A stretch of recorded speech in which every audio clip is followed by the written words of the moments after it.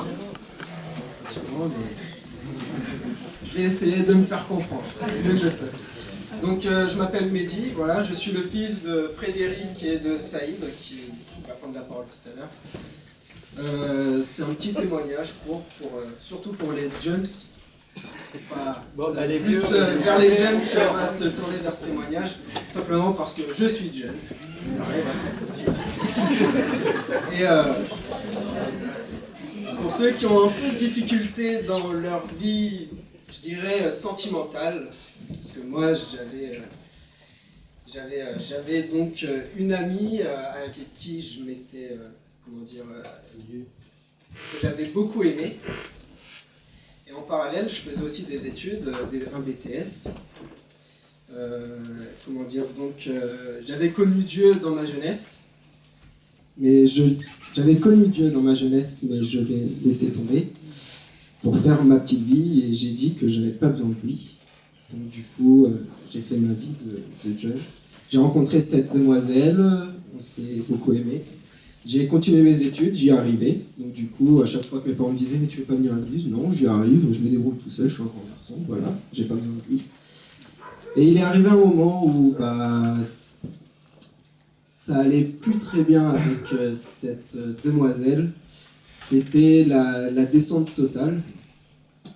En parallèle, mes études étaient en train de tomber aussi, donc je savais pas du tout où j'allais. Mes parents me disaient que Mehdi, on te reconnaît plus, tu changes. Ah bon, je change? Bah non, j'ai pas changé. Mais à vrai dire, d'après ce que mes parents me disent, je parlais très mal à mes petits frères. J'étais devenu violent, j'étais devenu grossier. Ils avaient dit que j'avais changé. Pourtant, je suis un garçon qui n'aime pas du tout la violence. Et j'avais complètement changé. Et il y a un moment, il y avait un séminaire, un congrès qui se passe tous les ans, UAPE. Et ma mère m'a dit, écoute, viens à ce congrès-là, ça va te changer les idées. Ok, d'accord, j'y suis allé. Et le monsieur, il a appelé compris le monsieur qui était à ce congrès-là, il a fait un appel. Paul Goulet, il nous a dit, ceux qui veulent pour qui je prie, avancez-vous, je vais prier pour vous, pour vos problèmes. Ma mère qui me dit, non, moi je suis venu pour pouvoir changer les idées.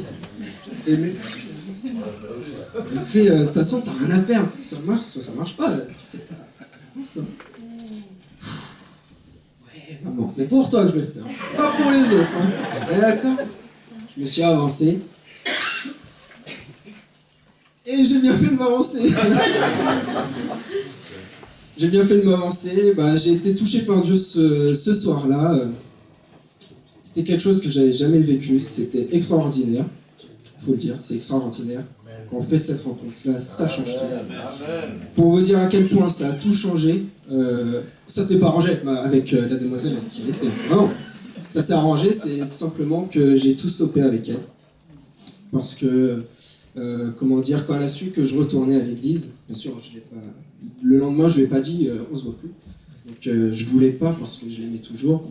Et je lui ai dit que finalement j'étais redevenu chrétien, que je repartais à l'église. Alors là, je vous dis pas, elle était gentille, elle était mignonne et tout. Quand je lui ai dit que j'étais devenu chrétien, je l'ai pas du tout reconnu. Elle est même partie jusqu'à insulter mes parents, à dire que c'était de leur faute que j'étais devenu aussi mauvais et tout ça, alors que j'étais déjà mauvais avant, je m'étais arrangé et qu'elle me dit que j'étais devenu mauvais. J'ai jamais compris, et elle était devenue méchante, insolente, elle me balançait des pics, insultait carrément ma mère. Je lui ai dit, mais je te comprends, comment tu peux insulter ma mère? Elle me fait, oui mais c'est à cause d'elle, de toute façon que t'es devenu chrétien, c'est ta faute. Attends, écoute. Et ma mère m'a dit, il faut que tu fasses un choix. Soit elle, soit Dieu. C'était très dur. C'était très très dur. Mais je me suis dit, comme l'année dernière j'ai testé elle, je vais tester Dieu. J'ai honte, hein, mais quand je dis ça, c'est bête, hein. Surtout que l'année dernière, je me suis dit, je vais essayer de faire sans Dieu. Et si j'y arrive pas sans Dieu, je vais faire une autre année avec Dieu. Puis je vais voir, je vais comparer. Ah bah ça a pas tardé, hein. Ça a pas tardé. La comparaison, elle s'est faite 2 mois après. Je cherchais donc finalement mon année de BTS, je l'ai complètement foiré. Donc je voulais partir sur un C'est système... l'année sans Dieu, hein. C'est l'année sans Dieu, ça. Donc je suis parti sur... donc je cherchais une entreprise pour faire de l'alternance. Et je cherchais. Puis, comment dire... Après ce congrès-là, bah, j'ai continué à chercher. Et finalement, une entreprise qui me contacte, qui me fait bah, écoutez, on a vu votre dossier, tout ça. Vous nous intéressez, on va prendre un rendez-vous, venez au rendez-vous. Ok, au rendez-vous. J'étais en train de passer mon permis de conduire. Il me fallait le permis de conduire pour la rentrée septembre, au cas où, si j'avais une entreprise. Parce qu'on habite à la campagne, dans un petit trou paumé. Donc du coup, la voiture, elle nous la faut. Et donc du coup, je passais tout ça, et je voyais la rentrée septembre arriver, il n'y avait rien du tout. Je me disais, ça y est, je vais être encore un chômeur. Mes parents, ils vont me dire, t'as rien fait, non, tu vas aller te mettre au Pôle emploi, voilà. Tu vas pas avoir travaillé à l'école, bah tant pis pour toi et tout. Et j'avais pas envie que, surtout, que papa me dise, oui, bah tu vois, je t'avais dit de travailler. En plus, il me l'a dit. Alors du coup, je me suis dit, faut vraiment que je trouve quelque chose. Et comme j'avais redonné ma vie à Dieu, ma mère me disait, bah maintenant, Mehdi, t'as quelque chose en plus. Prie, allez, vas-y, prie, Mehdi. Même si tu vois pas la chose arriver, prie.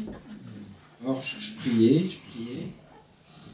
Puis je voyais toujours rien arriver, c'est pas normal. J'aurais dû passer mon permis en juillet. Il a été repoussé en août. Bon, ce qu'il fallait pas, il me le faut pour ça. De août, il a été repoussé en septembre. C'est pas possible.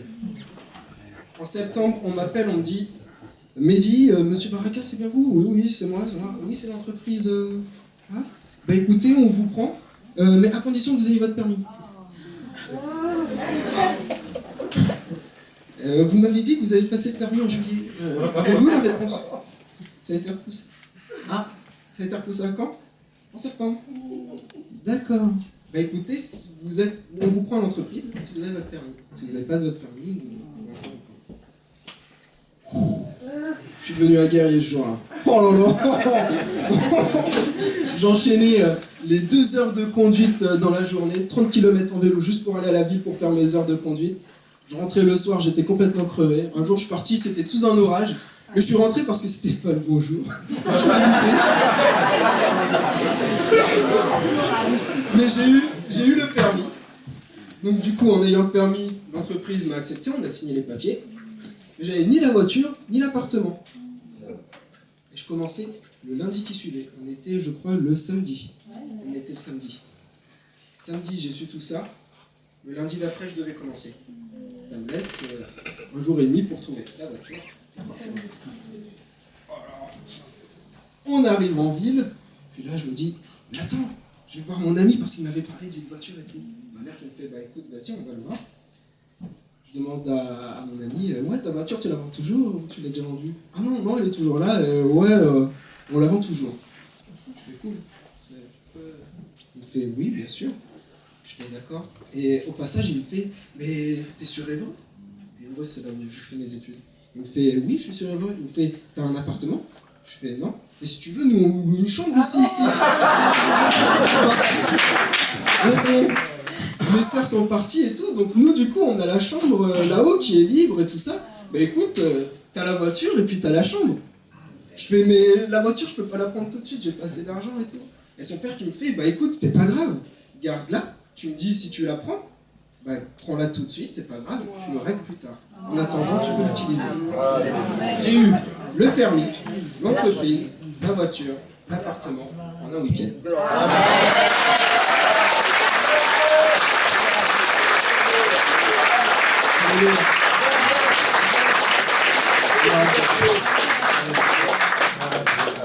Merci.